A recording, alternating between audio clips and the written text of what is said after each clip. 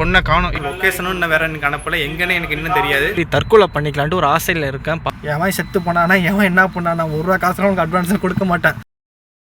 போலீஸ்கார் போட்டு மறைச்சிட்டு நிற்கிறாங்க. டார்ச்சரா பண்ணிட்டாங்க. கையில் இந்த வளையல் மாரி போடுவாங்களா, அந்த மாதிரி இருக்குங்க. நான் காலையிலேருந்து உங்கள் அப்பாட்ட லீவு கேட்டு எனக்கு கொடுக்கலன்ட்டு நான் காலையிலேருந்து அந்த டென்ஷனில் இருக்கேன். வேற இது வந்து உன்னோட வண்டி, என்ன செலவு வந்தாலும் நீ தான் பார்க்க போகிற, நான் பார்க்க போகிறது கிடையாது. குதிக்கிறாங்க பேரண்ட் மேலே. நான் அங்கே டோருக்கு சத்தனா பார்த்தீங்களா, அதுக்கு மட்டும் கொஞ்சம் நல்லா பிடிச்சி சத்தம் போட்டு விட்டேன். வணக்கம் திரிவேந்தர், குட் மார்னிங். இப்போ எங்கே இருக்குன்னு பார்த்தீங்கன்னா, மேடத்தையும் 2 பொண்ணுங்களையும் கொண்டு ஸ்கூலில் விட்டுட்டு கரெக்டாக வீட்டுக்கு வந்துக்கிட்டு இருந்தேன். மேடம் ஃபோன் அடிச்சு, பொண்ணோட ஏதோ ட்ரெஸ் இருக்குங்க, பெரிய பொண்ணோட ட்ரெஸ்ஸு, அந்த பொண்ணு ஏதோ ஸ்கூலுக்கு போகும்போது மறந்து வச்சுட்டு போயிட்டான். கொண்டு வேகமாக கொண்டு ஸ்கூலில் கொண்டு கொடுக்க சொல்லியிருக்காங்க. பொண்ணு பொண்ணு வந்து ஸ்கூலில் வெளியிலே வந்து நிற்கிதான். ஓனர் கொண்டு ஸ்கூலில் கொண்டு விட்டுட்டு போயிட்டார் பொண்ணையும் பையனையும். பொண்ணு வந்து இப்போ வெளியில் நிற்கிறதுனால கொண்டு கொடுக்க சொல்லியிருக்காங்க. வாங்க அங்கே போயிட்டு கொடுத்துட்டு அப்படியே கண்டினியூ பண்ணுறேன். மேடம் வேற போலேன்னு ஃபோன் அடிக்கிறாங்க. ஒவ்வொருத்தவங்களும் இந்தமாரி ரோட்டில் இறக்கி நிப்பாட்டி இறக்கி விட்டா என்னைக்கு வண்டி போகும்? பின்னாடி அவ்வளோ வண்டி நிற்கிது. ஐயோ தெரியாந்தார். பொண்ணோட ஸ்கூலுக்கு வந்தாச்சு, பட் பொண்ணு வெளில நிற்கிதான்னு தான் என்னன்னு தெரியலையே. பார்ப்போம். நிற்கலேன்ட்டா மேடத்துக்கு தான் ஃபோன் அடிக்கணும். இருங்க, மேடத்துக்கு ஃபோன் அடிச்சுட்டு வந்துடுறேன். என்ன பண்ணுறதுன்னு தெரில. இப்போ எங்கே இருக்குன்னு பார்த்தீங்கன்னா, பொண்ணோட ஸ்கூலில் தான் இருக்கேன். மேடம் ஃபோன் அடிச்சு கொண்டு ஸ்கூலில் உள்ள கேட்டு கொண்டு கொடுத்துட்டு வர சொல்கிறாங்க. பட்டு செக்யூரிட்டி உள்ளே போகக்கூடாதுங்கிறாரு, ப்ரேயர் நடக்குதுங்கிறாரு.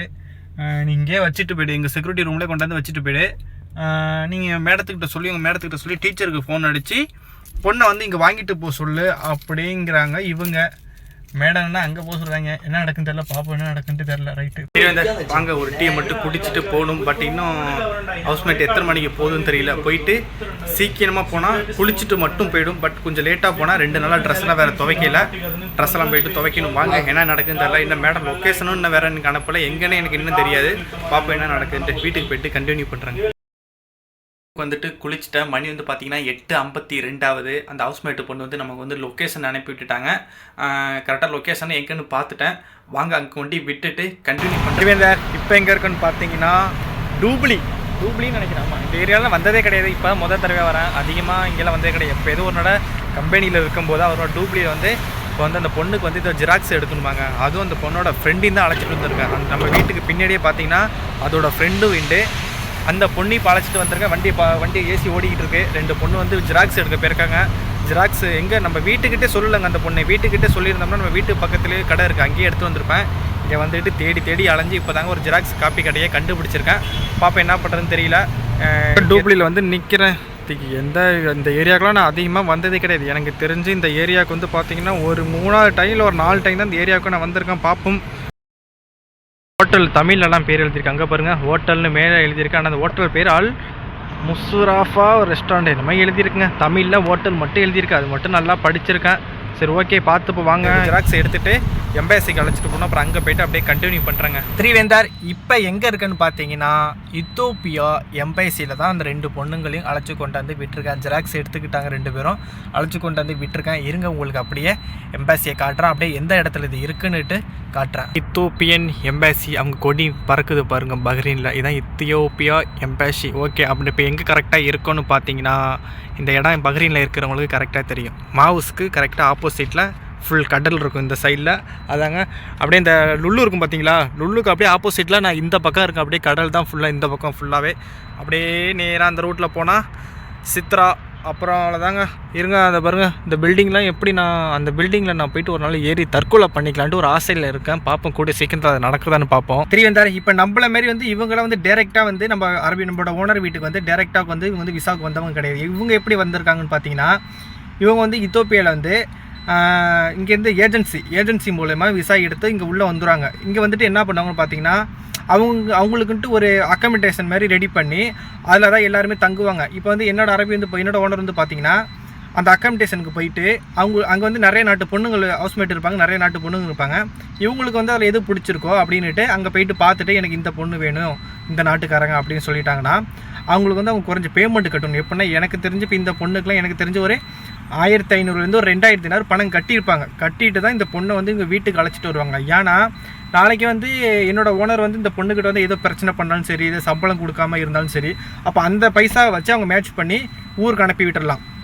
சப்போஸ் இப்போ இவங்க வந்து என்னோட ஓனர் வந்து எந்த பிரச்சனையும் இல்லாமல் எல்லாமே கரெக்டாக வச்சுருந்தாருன்னா திரும்பி இந்த பொண்ணு வந்து கரெக்டாக எல்லாம் முடிச்சுட்டு திரும்பி அங்கே ஊருக்கு போயிட்டு இல்லை அந்த பொண்ணை போயிட்டு அவங்கக்கிட்ட ஒப்படைச்சிட்டாங்கன்னா திரும்பி அந்த பைசாவை வந்து நமக்கு ரிட்டர்ன் பண்ணிவிடுவாங்க.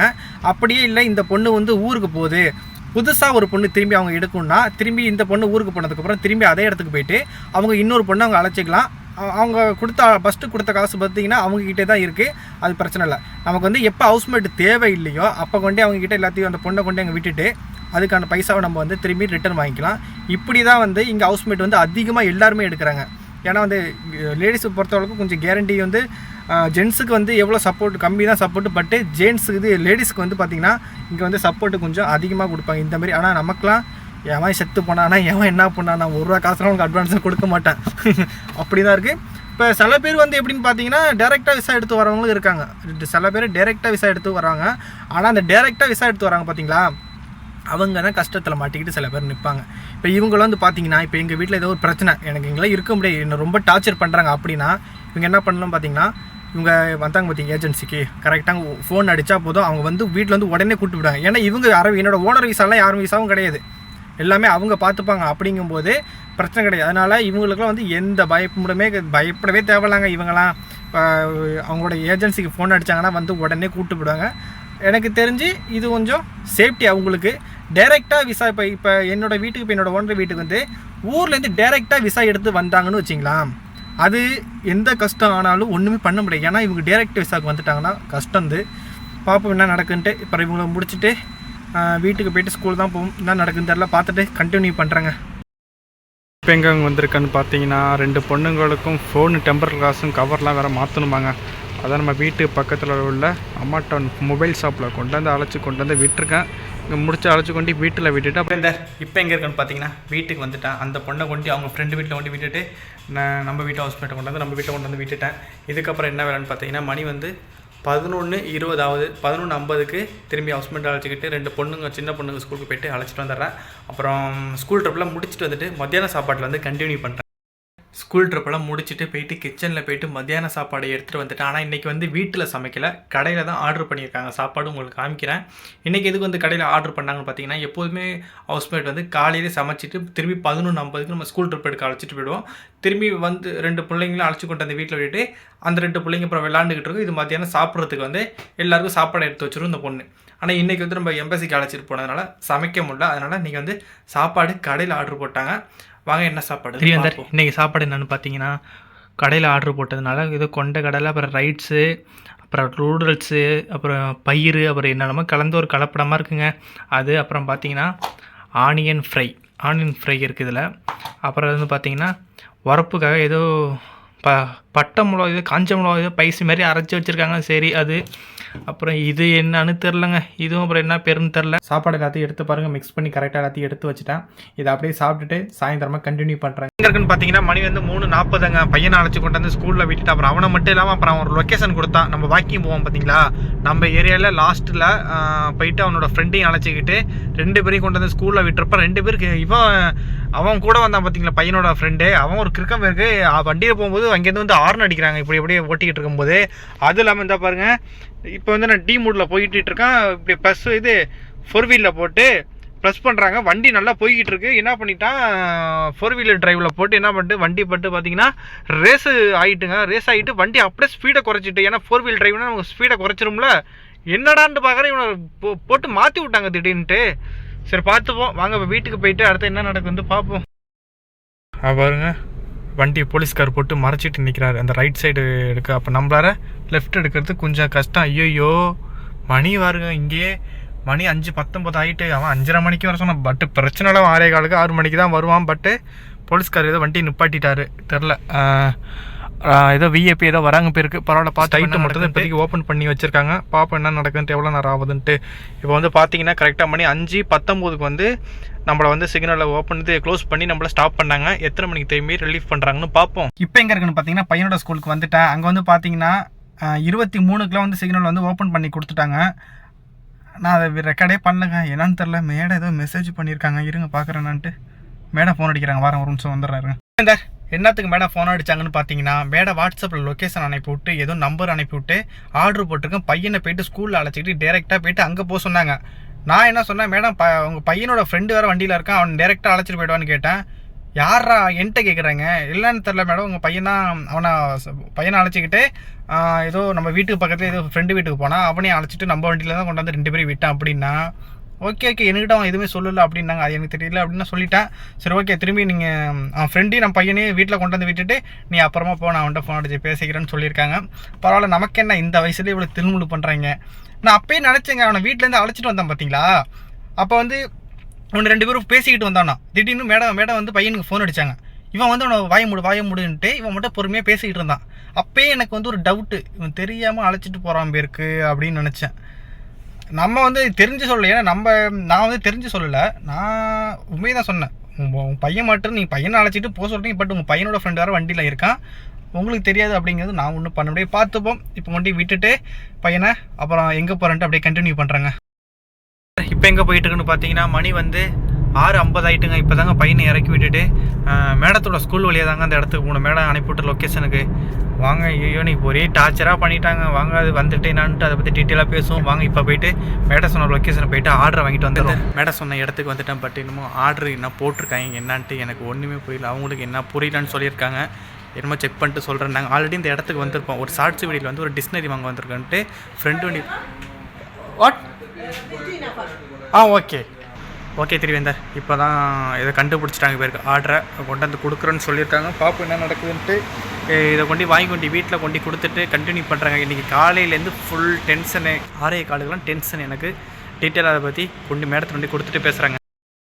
திருவேந்தர், காலையில் என்ன பிரச்சனைன்னு கேட்டிங்கன்னா, ஊருக்கு வந்து கிட்டத்தட்ட ஒரு 6 மாதத்துக்கு மேலே, 6 மாதம் ஆக போகுது, 6 மாதம் ஆயிடுச்சு. காலையிலே ஓனரை பார்த்து சரி வந்து ஊருக்கு வந்து 6 மாதம் ஆயிடுச்சு, சரி வந்து லீவு கேட்போம், இந்த வர வெள்ளிக்கிழமை லீவு எடுத்துக்கிட்டு சும்மா ஃப்ரெண்ட் ரூமுக்கு அண்ணன் ரூமுக்குலாம் போயிட்டு கொஞ்சம் ரிலாக்ஸ் ஆகிட்டு கொஞ்சம் ஜாலியாக இருந்துட்டு வரலான்ட்டு காலையிலே லீவு கேட்டேன். இந்த வெள்ளிக்கிழமை லீவு எடுத்துக்கிறதுக்கு சான்ஸ் இருக்குமான்ட்டு. அவர் அதுக்கு சொன்னார், வெள்ளிக்கிழமெலாம் லீவு எடுக்க முடியாது, வேணா சனிக்கிழமை எடுத்துக்க அப்படின்னாரு. நான் சொன்னதுக்கு சனிக்கிழமைனா எனக்கு செட் ஆகாது, இப்போ அண்ணன் ஃப்ரெண்டு எல்லாருக்கும் வந்து வெள்ளிக்கிழமை தான் லீவு, இப்போ நான் வெள்ளிக்கிழமை லீவ் எடுத்தேன்னா இப்போ அவங்க கூட போயிட்டு வெள்ளிக்கிழமை என்ஜாய் பண்ணிவிட்டு வந்துடுவேன் அப்படின்னு சொன்னேன். இல்லை அதெல்லாம் கிடையாது, நீ சனிக்கிழமை எடுத்துக்க அப்படின்னாரு. நான் சொல்லிட்டேன் சனிக்கிழமைனா எனக்கு வேணாம் அப்படின்னு சொல்லிட்டேன். அதுக்கு ஒரு சொன்னார், வேணா வேலைக்கிழமை நைட்டு வேணால் நீ போய்க்க அப்படின்னாரு. வேலைக்கிழமை நைட்டு போகிற மாரி இருந்தால் நானே போய்டுவேன். ஏன்னா இங்கே இருக்கிற இவங்க எப்பப்போ வெளில போவாங்க என்னென்னைக்கு எப்படின்ட்டு இவ்வளோ நாள் இருக்கா அப்படிங்கும்போது எனக்கு கொஞ்சம் கால்குலேட் பண்ண முடியும். வேலைக்கிழமைங்கிறது நானே போய்ட்டு வந்துடுவேன். சப்போஸ் நானே போனால் கூட அவர் வந்து எங்கே இருக்குது அப்படின்னு ஃபோன் அடித்தா கூட நான் அம்மா டவுனு சும்மா இங்கே எனக்கு ஃபோன் ரிப்பேர் பண்ண வந்திருக்கேன், எனக்கு கொஞ்சம் பர்சனலாக வேலைக்கு வந்திருக்கேன்ட்டு ஏதாச்சும் சொல்லி சமாளித்து ஒரு 10-15 நிமிஷத்துலாம் வந்துடுவேன்ட்டு சொல்லி நானே சமாளிச்சிடுவேன். வேலைக்கிழமை போகிற மாதிரி தான் அவர்கிட்ட நான் கேட்க மாட்டேன், அதை நானே மேட்ச் பண்ணி வண்டி எடுத்துகிட்டு போய்ட்டு வந்துடுவேன். எனக்கு என்ன பண்ணுறதுனா எங்கே தெரில, அவர் லீவு கிடையாதுன்ட்டார். சரி இந்த டென்ஷனில் தாங்க காலையிலேருந்து லீவு கொடுக்கலன்ட்டு டென்ஷனில் இருந்தால் பையனை கொண்டு ஸ்கூலில் விட்டுட்டோம்லங்க. திரும்பி அவனை அழைக்க போகும்போது என்ன ஆச்சுன்னா, 2 பையனையும் அழைச்சிக்கிட்டு அவனையும் அவனோட ஃப்ரெண்டையும் அழைச்சிக்கிட்டு ஒரு டீ கடையில் போயிட்டு தண்ணி வாங்குறதுக்கு போயிட்டு நிப்பாட்டினேன். அப்போ என்ன ஆச்சுன்னு பார்த்தீங்கன்னா, நம்ம பையன் வந்து வண்டியில் உட்காந்துருந்தான். அந்த பையன் என்ன பண்ணான்னு பார்த்தீங்கன்னா கடைக்கு போயிட்டு தண்ணி வாங்கினாங்க. கடைக்கு போய்ட்டு தண்ணி வாங்குவோம். நம்ம பையன் என்ன பண்ணால் அவன் அங்கேயே நிற்கட்டும், சும்மா கொஞ்சம் தூரம் போய்ட்டு ஒரு ரவுண்டு மட்டும் அடிச்சுட்டு அவனை பயம் ஊற்றும் அப்படின்னு சொன்னாங்க. சரி சின்ன பையன் சொல்கிறான்னுட்டு நானும் ஆசைக்கு பண்ணேங்க. போயிட்டு ஒரு ரவுண்டு அடிச்சுட்டு திரும்பி வந்துட்டு அழைச்சிக்கிட்டு திரும்பியும் எங்கே வந்துட்டேன், அவனை அழைச்சிக்கிட்டு திரும்பி ஒரு 1 கிலோமீட்டர் தாங்க வந்தேன். நம்ம ஓனரோட பையன் என்ன பண்ணா, வண்டியை கொஞ்சம் சைடில் கொஞ்சம் நிப்பாட்டு, நான் வந்து பின்னாடி போகிறேன்னா. சரி நானும் சைடில் அழகாக நிப்பாட்டினேங்க. ஒழுங்காக டீசெண்டாக இறங்கி போகலாம்லங்க. இறங்குனாங்க, தூரம் வேகமாக அடித்தாங்க பொட்டுன்ட்டு. அன்னைக்கு அடித்தான் பார்த்தீங்களா, அதுக்காக நல்லா வேகமாக அடித்தாங்க. எனக்கு ரொம்ப இன்றைக்கி டென்ஷன் ஆகிட்டுங்க. ஏன்னா நான் காலையிலேருந்து உங்கள் அப்பாட்ட லீவு கேட்டு எனக்கு கொடுக்கலன்ட்டு நான் காலையிலேருந்து அந்த டென்ஷனில் இருக்கேன். வேறு அவன் வந்து அப்படி பண்ணனால எனக்கு இன்னும் ரொம்ப டென்ஷன் ஆகிட்டு. என்ன பண்ணேன், அவன் ஃப்ரெண்டு இருக்கான்னு கூட பார்க்கல. என்ன பண்ணேன், ஒரே வார்த்தை சொன்னேன், உங்கள் அப்பா இது வந்து உன்னோட வண்டி, உங்கள் அப்பா வண்டின்னு கூட அவன்கிட்ட சொல்லுங்க, இது வந்து உன்னோட வண்டி, என்ன செலவு வந்தாலும் நீ தான் பார்க்க போகிற, நான் பார்க்க போகிறது கிடையாது. பட் ஆனால் இப்போ நான் உங்ககிட்ட டிரைவர் இருக்கு, நான் வந்து வண்டி ஓட்டுறேன், எனக்கு கொஞ்சம் ரெஸ்பெக்ட் கூட அப்படின்னு சொல்லிட்டாங்க ஒரே வார்த்தையார. ஓகேன்னு சொல்லிட்டு முடிச்சிட்டேன். திரும்பி அப்புறம் அங்கேருந்து என்ன பண்ணேன், அவனோட ஃப்ரெண்டை அழைச்சிக்கிட்டேனே, அவனோட ஃப்ரெண்டு வீட்டுக்கு கொண்டு போனோம்ல. அப்புறம் அங்கேருந்து இன்னொரு ஃப்ரெண்டுக்கு பார்க்க போட்டு 2 பேரும் பிளான் போட்டு என்ன பண்ணிட்டானோ, அங்கேருந்து இன்னும் கொஞ்சம் தூரம் கொண்டு போயிட்டானோ. அங்கே போய்ட்டு என்ன பண்ணானா, இருங்க வரேன், அங்கே போய்ட்டு என்ன பண்ணான்னு பார்த்தீங்கன்னா, யார் நம்ம பையன் வந்து என்ன பண்ணால் இன்னொரு ஃப்ரெண்டை பார்க்க போகிறது கீழே இறங்கி போயிட்டான். இன்னொருத்தவன் இருக்கான் பார்த்தீங்களா, இவனோட ஃப்ரெண்டு, இவன் வந்து வண்டியில் உட்காந்துக்கிட்டு என்னோட பையனை கீழே விட்டுட்டு இவன் கொஞ்சம் தூரம் போயிட்டு வண்டி எடுத்துருவான், போயிட்டு பையன் ஊற்றுவான் ஓடி போய்ட்டுன்ட்டு நான் இவனுக்கு கொஞ்சம் போக சொன்னானே. வண்டி எடுத்தேன் பார்த்தீங்களா, என்ன பண்ணால் பையன் வந்து பேரண்டு மேலே ஏறி நின்றுட்டாங்க. எனக்கு பொசுக்குன்னு ஆகிட்டு அப்படியே வந்து ஏறி குதிக்கிறாங்க பேரண்டு மேலே. எனக்கு என்ன, நான் எதுவுமே அதை பற்றி கவலைப்படல. எனக்கும் நான் ஏன் விட்டு வண்டியா அப்படின்ட்டு நான் எதுவுமே கவலைப்படலாங்க. நான் அங்கே டோருக்கு சத்தம் பார்த்தீங்களா, அதுக்கு மட்டும் கொஞ்சம் நல்லா பிடிச்சி சத்தம் போட்டுவிட்டேன்.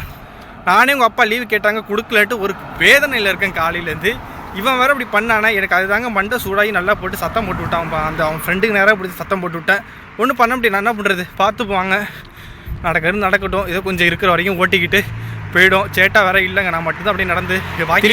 அது இல்லாமல் பார்த்தீங்கன்னா உங்ககிட்ட இவ்வளோ சொல்லிவிட்டு சில விஷயம் வந்து இன்னும் கொஞ்சம் ஓப்பனாக சொல்லணும். அது என்ன பார்த்தீங்கன்னா, நான் ஊரில் இருந்தப்போ நம்ம ஓனர் தான் வந்து நமக்கு ஃபோன் அடித்து வான்னு கூப்பிட்டாரு. அப்போ வந்து பார்த்தீங்கன்னா இன்னொரு டிரைவர் இங்கே பக்கத்து வீட்டு சேட்டா தான் இன்னொரு டிரைவர் எடுத்து கொடுத்தாரு.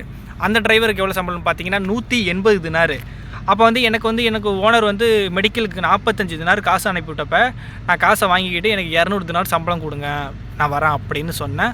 அவர் அதுக்கு சொன்னார், இல்லை 180 ஓகேவா அப்படின்னாரு. இல்லை எனக்கு செட் ஆகாது, இங்கெல்லாம் ஊரடா வந்து காசு ரொம்ப விலைவாசியெல்லாம் ஏறி போய்ட்டு அப்படின்னு சொன்னேன்.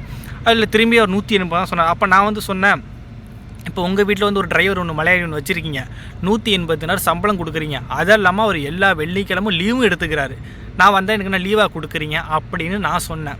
அவருக்கு ஒரே வார்த்தை சொல்லிட்டார், ஓகே பிரச்சனை இல்லை நீ வா அப்படின்ட்டாரு. அப்போ ஒரு வேளை இப்போ அவருக்கு 180 தினார் கொடுத்து வெள்ளிக்கிழமை லீவு கொடுக்கறதுனால அப்படியும் இப்போ எனக்கு 200 தினார் சம்பளம் கொடுத்து இவனுக்கு 200 தினார் சம்பளம் கொடுத்து இவனுக்கு எதுக்கு நம்ம வெள்ளிக்கிழமை லீவு கொடுக்கணும் அப்படின்னு நினைக்கிறாங்களான்ட்டு தெரியல. பட்டு பார்த்து போய் என்ன பண்ணுறது. நான் அப்போ ஊரில் இருந்தபோது இங்கே வந்தால் போதும் அப்படின்னு நினச்சிக்கிட்டு சரி 200 ரூபா சம்பளம் கிடைச்சா லீவ்லாம் தேவையில்லைன்ட்டு நினச்சி வந்தேன். பட் இப்போ இங்கே வந்து ஒரு லீவு வேணும் அப்படின்னு கேட்கும்போது இருக்குது இப்படி. சரி என்ன பண்ணுறது தெரில, ஒன்றுமே எனக்கு புரியல. பார்த்துப்போம். அவ்வளோதாங்க, இன்றைக்கி வேலையை முடிச்சுக்கிறேன், வீடியோ முடிச்சுக்கிறேன். நாளைக்கு சந்திப்போங்க திருவேந்தர்.